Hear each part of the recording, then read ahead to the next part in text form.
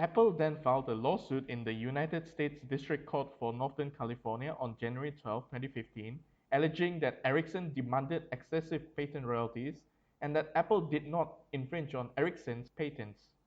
On the following day, on January 13, 2015, Ericsson proceeded to file a lawsuit in the United States District Court for the Eastern District of Texas, asking the court to determine if Ericsson's global licensing offer to Apple is in line with Ericsson's fair, reasonable, and non-discriminatory licensing terms.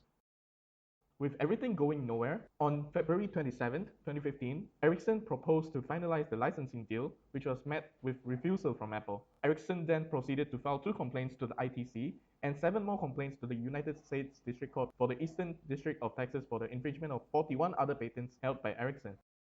On May 8, 2015, Ericsson filed a lawsuit against Apple for technology licensing payment in Germany, the United Kingdom, and the Netherlands, extending the battle between Apple and Ericsson from the United States to Europe.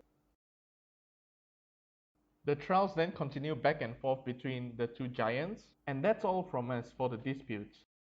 Court arguments.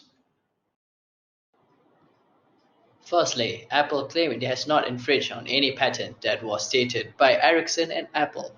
Apple also stated that it's willing to pay a fair price in order to obtain the rights to use the essential patent in order to comply with the standards in their products.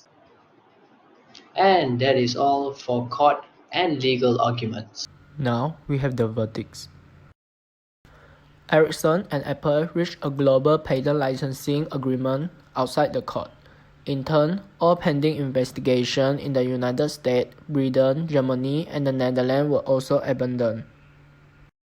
Besides that, Apple and Ericsson reached an agreement to require Apple to compensate Ericsson for the loss suffered by patent infringement.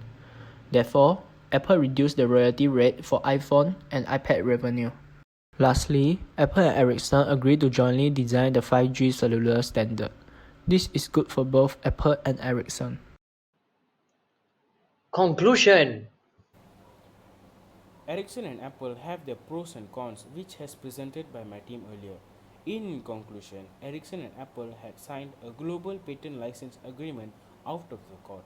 This agreement had made Apple to pay a one-time settlement to settle the damages they made to Ericsson. Moreover, they had agreed to work together on developing the 5G cellular standards. This had benefited the both companies in the end.